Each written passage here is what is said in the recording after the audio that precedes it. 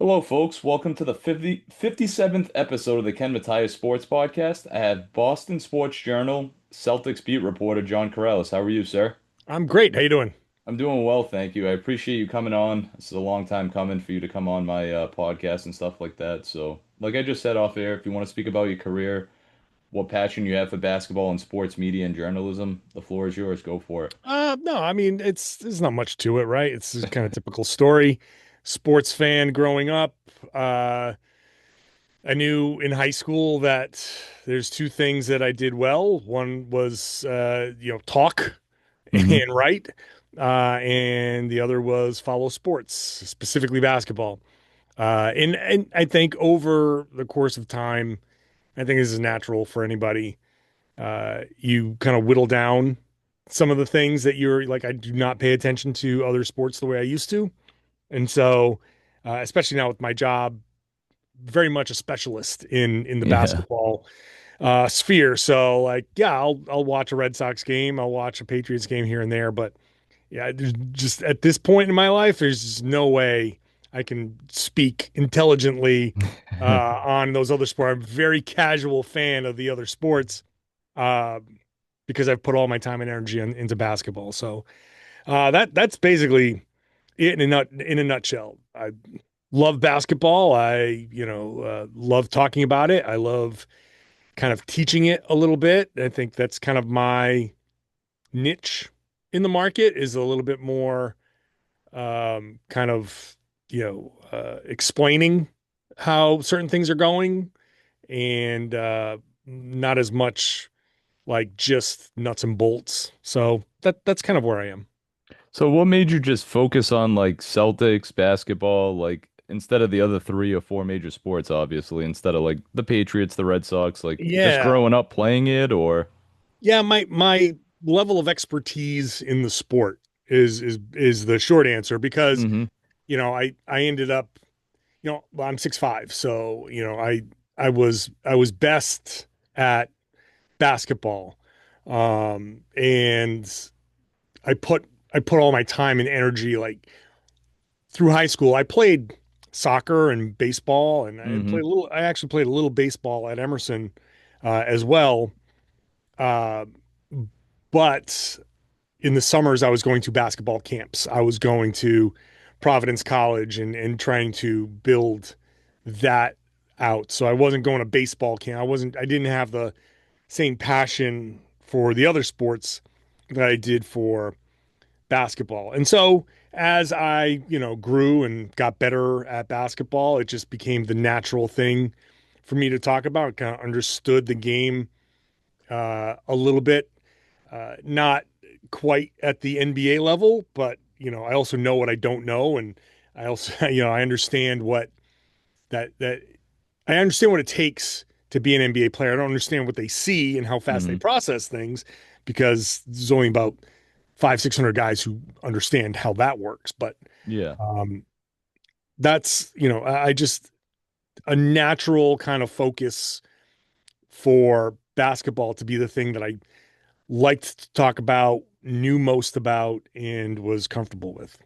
No, that's pretty fair answer. I mean, everybody's got their quirks and passions and stuff like that. And I definitely did want to ask you too, how did the Boston Sports Journal come about, come apart or come about, I should say.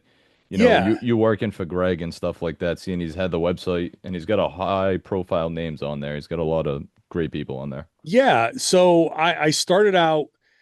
So my basketball writing career goes back to 2006 when I started redsarmy.com with Chuck McKenney and really was a blogger for like 10 years or so.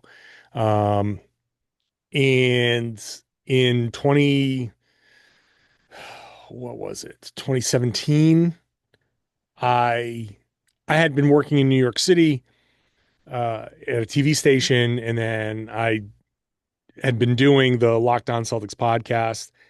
The podcast started getting some traction. I was making a little bit of money off of that. I was making a little bit of freelance money, so I made the jump to move from back home from New York. Got a job at Mass Live pretty quickly. Uh, was pretty funny because I'd applied for the job at Mass Live and I didn't think I got it. Hmm. And so I was mad.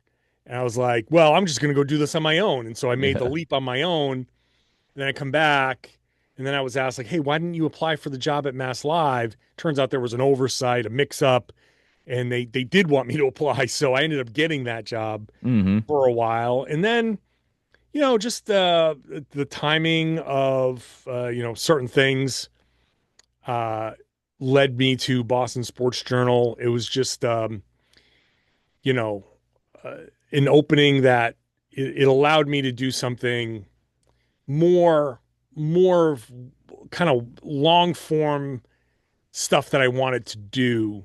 I think Mass Live is a very specific kind of type of coverage where it's Hmm. very, it's more uh, volume, and shorter stories, which is fine, especially in today's society. Everything's like super quick, easily Yeah. digestible. Yep.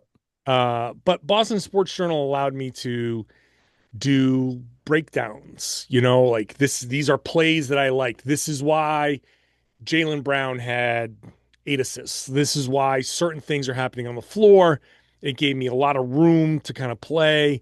Greg has given me all the freedom in the world to just kind of do most of what I want. And I think because I've earned the trust of the stuff that I like to do is stuff that subscribers want to see. It's there's I'm not going to compete with the newsbreakers necessarily because like the agents are going to give Sham Charania, used Hmm. to be Adrian Wojnarowski, Yeah, like yeah, those Woj. guys are the newsbreakers, but ultimately like it doesn't matter who breaks the news.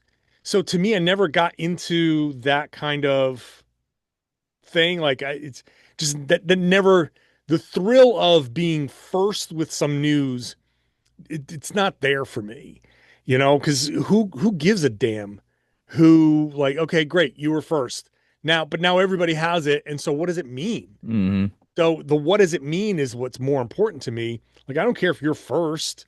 All right, let's break it down. Let's understand it. Let's see what are the ramifications. 'Cause they can't explain that. They don't really know that. They're just, okay, here's the next fact. Here's the next thing.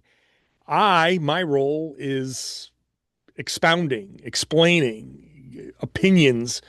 And so Boston Sports Journal gives me a real kind of nice canvas to work with when it comes to that stuff.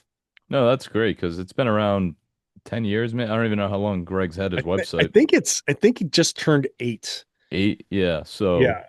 just with a lot of like the Mike Giardis, Joe Haggerty, yourself, Gethin Coolball that was doing Red Sox coverage. I had him on my podcast. Super nice guy. Now Yep. they got another gentleman that does a phenomenal job too. Chris something, I forget his name. I'm drawing a blank on the guy that does the Red Sox. Chris I'll be honest Henrique. with you, I haven't caught up. Uh, Yes. Chris Yes. Henrique. Yes, yes. I Yeah. speak of him on Twitter. Yeah, I was trying to remember his name. He does great with it too. But obviously, you guys got all the four major sports covered, and no, it's definitely a great product from what I see on the website. Obviously, I don't subscribe to it, but what you can see to the viewers being for free, you know? Yeah. It's look, it Greg Bedard's site. Hmm. So it's heavy, heavy, heavy Patriots. It is, absolutely. And so I kind of like live in a corner. It's like he has the house, I live above his garage. Uh, and that's my kind of place in the coverage sphere on Boston Sports Journal. But the Celtics fans there are passionate, Hmm. and so I do appreciate that. And but yeah, I know that like 75% of the people there are there for the Patriots. Yeah, but it's great to cover all the four major teams in the area because, I mean, Mass Live, The Globe, Herald, all these local papers do phenomenal jobs too, and it's nice to have Yeah. another twist to it with Boston Sports Journal. So, no, it's great. Keep up the good work. It's great to see. I love seeing all the media and, the writers do great because, I aspire to be like you guys someday if I ever get there. Oh, But look, it's a it's highly tough. It's competitive. tough. I tell everybody Yeah. this is just like the sports we cover. Hmm. And so, like for the Celtics, there's 15 roster spots and guys on two ways that, like JD Davison, who's like a fringe NBA player. And like sometimes you just sneak in. I started, my full-time official career late in life. Like I Hmm. was hired by Mass Live, if you want to count that as the starting point, Yeah. was at 2017. So that's 8 years ago. Yep. I'm 52 years old. So, Oh, you wow. know, Yeah. yeah. So it's not like I got out of college and walked in the door. That was now my path is different because I was in TV and I was going a different route and Hmm. but still, you know, you can get in. There are ways in. It's just tough. It is very tough. It's very competitive. Hmm. And like you have to wait for either somebody to age out and be like, I'm done. And Hmm. then somehow the filtering up to the top, like somebody gets that job and someone slides here. And then you slide in somewhere in the bottom. Hmm. But, yeah, it's a very difficult thing to get into for anybody who's aspiring, for you, for anybody else. Hmm. It is not easy and it can be discouraging. And it's in a Absolutely. way, the difficulty weeds out the people who aren't willing to put in that kind of work because there are still blogs, there are still outlets out there that will give you a chance. And if you're willing to put in the work, you could be you never know, right? And No, it's absolutely. It's super tough because I've been at the high school level. I've covered that stuff. That doesn't pay a lot, obviously, and no knocking on any paper or anything, but just when you're given $60 and you got 4 to 6 hours to do something, it's like I yeah. know it's not about the money, but it's about getting the quotes and the stuff Hey, from the no, players and coaches and stuff like that. So no. it's a little frustrating in the end, but Let me explain something to you. It is about the money. yeah, no, I know it You know what I is. mean? Trust It me, I is know about it. the money. Like I'm that. just trying to be fair, you know? Yeah, no, it is about the money. Hmm.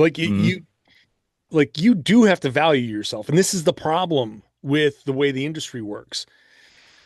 A lot of times the people who come from families with means are the ones who can squeak their way in ahead of other people because you can you can live on family money for 3 years while you cover a team, and there are opportunities to cover a professional franchise for very little money. Yeah, it is. Yeah. You can go to a blog, you can go to some of these outlets that are small and be like, I'm going to put in all this work and do blah, blah, blah, blah, blah.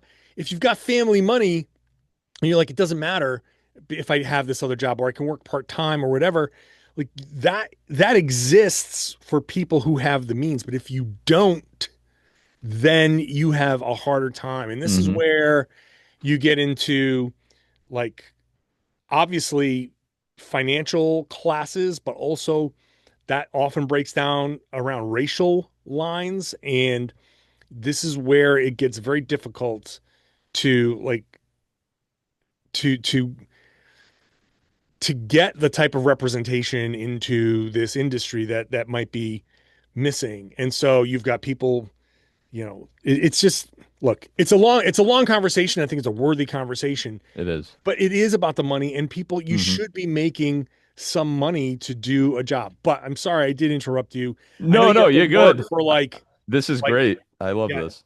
you do have to work for peanuts Yeah, that's the sometimes, thing. Yeah. and that's the tough part, right? Because there are you want to cover a high school football game, go ahead. Like you said, we can give you $60. And No that's the gas, no, and in a deadline of like 10 or 11, depending on the right. game. It's like, yeah, I get it. It can be tough. It can be very tough. And this is like you got to put in the work, but the people who are willing to put in the work and who have bank accounts that have some couple of zeros in there, versus people who are like scraping on, overdrafts. Like Yeah. there is an inequity. And we talk about like getting the right mix of people in, so there's proper representation in this industry.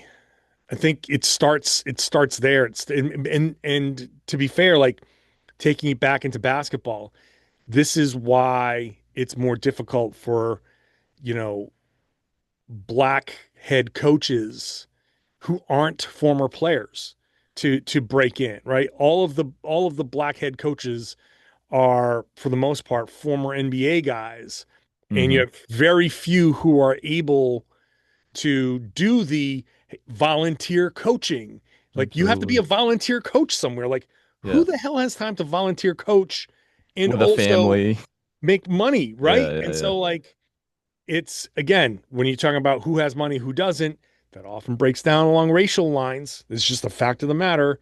And yeah. that's why there's a lack of representation in, these areas. And so that's, I know it's a bit of a tangent, but these are all important discussions to have about this industry, Hmm. why people are able to make it and why it takes other people, you know, longer or maybe not at all. Maybe they don't make it at all. And there's a real, I think, kind of conversation, frank conversation that needs to be had. Hmm. Uh, but and it's tough. It's tough because you're also asking outlets like, well, you only have so much money to give, and Yeah, it it makes goes the by whole thing views difficult. and stuff like that. It's like fan side's always looking, and it's like this or that, and it's like, oh, it's not good enough. What you send them ain't potentially good enough, or whatever it is. You don't have the And experience. It's like, right, hey, and you got to do the stupid headlines, and yeah, yeah. It's oh just my God, it's frustrating. That's all. yes, But I long I story feel it. short, moving on from this, let's dive into basketball. Your Yeah, expertise. So, huge turnover, losing in the second round. I was pretty yeah. disappointed, like many Celtics fans and probably reporters. What's your thoughts so far since May to now August on the Celtics, how they've kind of changed things around and traded guys and stuff like that? Well, look, I kind of knew Hmm. this was coming. Um, I knew that the second apron was going to um, be an issue. I knew that this was going to um, cause the team to reshape itself. And so um, I think some of this is expected. Now, we didn't expect the Jason Tatum injury. Hmm. And so that changes a lot of what the Celtics were able to do. And it may change, like Al Horford might still be a Celtic if Jason Tatum was healthy. Maybe not, because if the rumors are correct and it's a 2-year, 10 or $11 million deal with the Warriors, maybe that's not something the Celtics were willing to do. But Hmm. also maybe that's not something that he would have gone out and solicited if Jason Tatum was healthy and he knew this season would be a season of potential contending for a championship. So I'm not surprised that I'm not surprised that Drew Holiday is gone. I'm a little surprised that Porzingis is gone, although The if injuries. the injuries were a lot, and again, Hmm. the Tatum thing, it made the second apron stuff just that much more biting.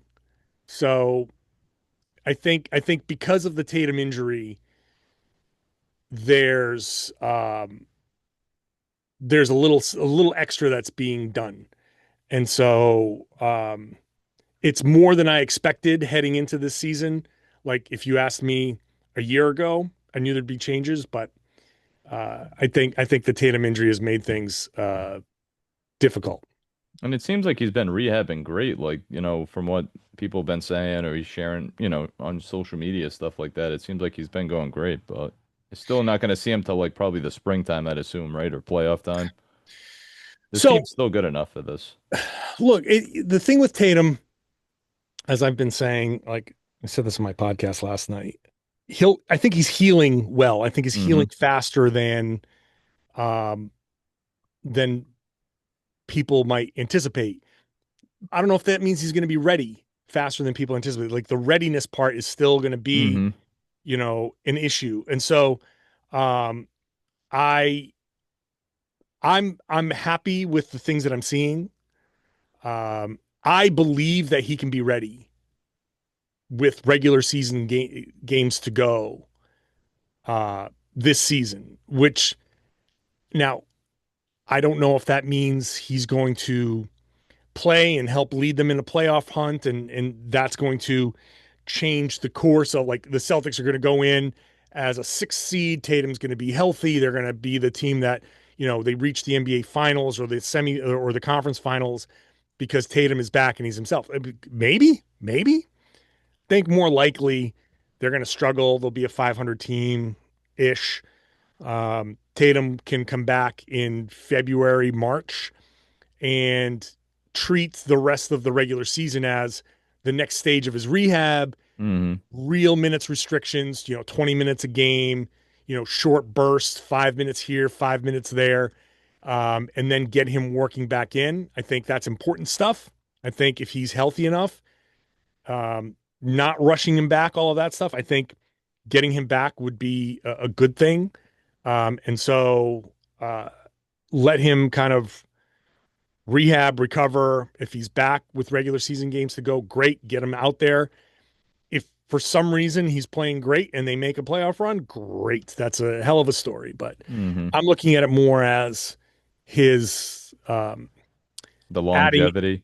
yeah, like just, Yeah. yeah, getting him back to, you know, getting him back into the NBA shape. Let him go through the soreness, get his body back ready, like play a game, take a day off, take 2 days off, get ready, come back, play another game, and get yourself back. And then you take the summer to go through and do all the things you would normally do over the summer and be back for a real season next season. No, I mean, I'm hoping that he will have, a recovery by March, like you said, February, March, and even after the All-Star break would be great to have him. But obviously it's going to be a lot of weight on Jaylen Brown's shoulders, like he's going to have to be the guy to take charge, lead this team, him, Derek White. If they keep Anthony Simons, I'm hoping I'm saying that name right. I Yeah. mean, he was nice with Portland, but see if they actually still keep him around until the season. But there's still guys on this team that can contribute. Obviously, nobody's the type of player like Tatum. I mean, Brown's probably the closest to him as it is. But I mean, with expectations, like I know you're saying like they could be a 500 team, but you can't see them like above like the 500 mark. Like I'm not gonna say they're gonna be 20-2 out of the gate, but maybe like 18-15. The first 35, whatever it is. 30 I, games. so I have a I know you hard know time. basketball better than I do, so. Yeah. I have a hard time like right now, and things can change. Hmm. So, here in early August, I don't know, um, how they're going to look in October, but um, they're going to be a bad defensive team. Yeah. Like they're going to start right now. It looks like Derek White, Anthony Simons, Jaylen Brown, George Niang, and Luka Garza. Okay, George Niang.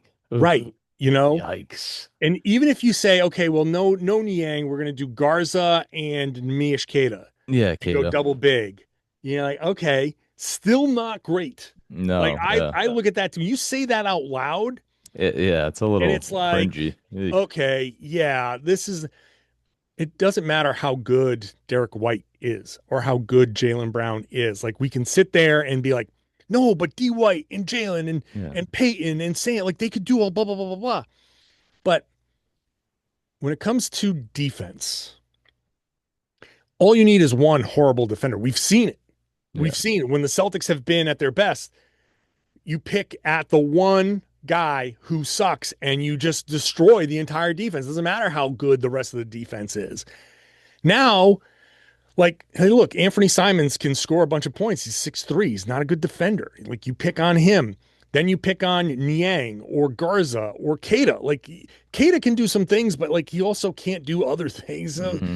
it's you can't ask like on a roster where you have White, Holiday, Tatum, and Brown. Yeah, Kata behind all that, great. That's fine. No problem. Hmm. When you don't have a few of those guys, then it becomes a problem. You're asking him to do a lot, and he's not capable of doing a lot.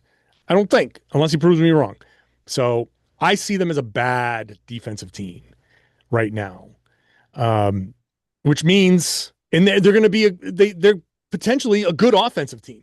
Like they can go out there and they will score. So if you're Hmm. good, if you're really good at one thing and really bad at the other, that makes you a 500 team. Yeah, that's a good And point. maybe less because you're gonna that defense, if it just keeps giving up points, then it affects you on the other end. So if you have bad offensive games, you're screwed. So that's where I see them right now.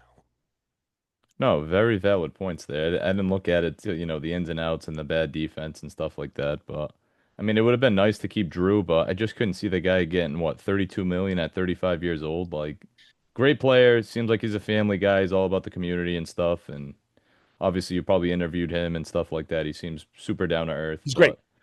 But to pay a guy 32 million at 35, that's kind of tough. I mean, When you're in this situation without Jason Tatum, yeah, yeah, it's tough. yeah, It's it tough. is. Yeah, it is. Absolutely. Yeah. But I mean, yeah, Niang, Garza, my God, Derek White, Jalen Brown. Oh my God, you, Yeah. you got me thinking there, John. I don't know. I have We no right. idea. It's like, We whoa, we want to be go in there and focus on all the good stuff and like yeah, I look, I don't want the Celtics to be bad, no, but me either at all. look, I'm also like this is I'm going to say it how it is, right? Like this is, Realistic, yeah. the Derek White, Jalen Brown, like they're going to bring enough on the offensive end where like okay, you're going to double those guys, then okay, that'll make the other guys around them better, especially if you still have Simons. Simons can thrive. He can Hmm. have like a big offensive season around this because he'll get a lot of the opportunity, and you're going to double Jalen Brown, so Simons will get the ball plenty. That's great. So, but they're gonna have to score like 120 points a game Just to to win. be to be a competitive team. So and again, it depends on moves, and maybe they Hmm. make a move in December. Maybe they make a move before the season starts. Maybe they make a move afterwards in the trade deadline. But they're going to have to do something. Obviously, the whole point of this season is less to me about wins and losses as it is they are trying to find the role players that can fit with Jalen, Jason, and Derek White. Those three guys are the core now. What guys can you put around them Hmm. that maximize that? And so some of that might have to be let's try to pump up Anthony Simon's value. And in this scenario, Simons has a great, you know, October, November, December, January. Hey, he's, some of these teams, especially out west, where everything's bunched up, and you Hmm. say, okay, you guys, I can't even think of a team right now, but like, we want this center, this, big. Give us this guy. You got signed. Here's your scoring punch. This could be the thing that gets you from the fifth seed to the two seed and all that stuff. So that's how I'm looking at this season, the approach. And like the wins, if they win games, great. That's gravy. If they win playoff series, great. That's gravy. We know that this is not a year for them to be a contender. Surprises happen, but even I think even a surprising result for them is still not a championship. So Hmm. um, it's more about can you get the guys in here for the following season and maximize the last 2, 3 years of Tatum and Brown and maximizing their kind of prime. Are you surprised with this core group? Because Brown and Tatum been together how many years? 8, 9 years. Are you surprised they haven't won more than one? I know the finals against Golden State, you're going against experience and Curry and Clay and Draymond that it's been there, done that. But are Yeah. you surprised with this core of them two that they haven't won at least one more at this point? Because I know 22 that hurt, but last year was Well, great. I mean, I think yeah, there might have been one more in there. It's I think so much of it is luck. Hmm. Like, we on the outside, it's so easy to be To like, judge. yeah, we very casual about, oh, they should have won another championship. Yeah, yeah, Like yeah. winning championships is easy. There's a reason why teams haven't repeated very often. And the team that has repeated most recently had Steph Curry on it. So, Yeah, I know. like, no disrespect to Tatum or Brown, Hmm. but like neither of them is Steph Curry. Yeah, And like I I don't think I'm I like Tatum is an all NBA, first team all NBA guy, absolutely. but also like there is a different like I still say Steph in his prime, especially Jokic, like those guys are different. They're at a Hmm. just a different level. And it's not a disrespect to Jason Tatum. It's ultimate respect to how good the other guys are because Jason Tatum is amazing. It's just these other guys are just otherworldly amazing. Yeah. And so it's hard to win a championship and you need a little bit of luck. Like against Miami in what was it? The Nugget year, 23, the 23. yeah, That one stings even talking right. about it. It's like you had the team and then Tatum rolls the ankle and that was it. I was like, That's it. So no. if Tatum doesn't roll the ankle, they might win that. And then you Yeah. go face the Nuggets and who knows what happens. I still But think that the Nuggets would have beat them. Maybe not a sweep, but maybe maybe like 4-2 or something. but Yeah. also I think the Celtics have always had a good plan against the Nuggets. Hmm. And so who knows? Who knows? But you go to the finals the first time you lose. Okay, I get it. Yeah. Um, those guys first time they had a chance. Okay, you gave yourself a chance. The next year, bad luck. You put yourself in a bad position and gave yourself no room for error, and you had the sprained ankle, so there's no margin for error. You had that, and so you lose. Okay, you win the next year, and last season I think look teams don't repeat, and you had a variety of things. Like if Kristaps Porzingis doesn't have this crazy mysterious illness, who knows? Hmm. Because you probably get through Orlando a little bit easier. You win at least one of those first two games at home against New York, right? That the two collapses at home. If Porzingis is just normal, you probably win those two games. Yeah, that's You know true. what I mean? So like those little things are the margins where you if it doesn't work, like what can you do? You Hmm. do all of this stuff, and then the one guy that you might need more than anything is against the Knicks, especially the stretch four that can pull their defense into all sorts of different directions. He can't he can't even participate really. Like that's just horrible, horrible luck. And Yeah. so should they have won last year? They I thought they had the best team in the NBA. They Yeah, should have won. absolutely. Yeah, no, they should have been back-to-back champs. If I know the whole Tatum thing, I mean, you can still put But the that to the Tatum injury side, doesn't but happen if you win yeah. those first two games. So like it I don't know. I say that. Who knows? Maybe that was always destined to happen. I have no idea. Hmm. But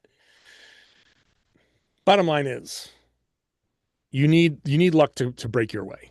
Absolutely. No, absolutely. But no, I know we're short on time, but I appreciate it, John. Hopefully better things ahead with the Celtics, I hope to hear good news. We'll see, man. Hopefully. Appreciate it, John. Thank you so much. You got it.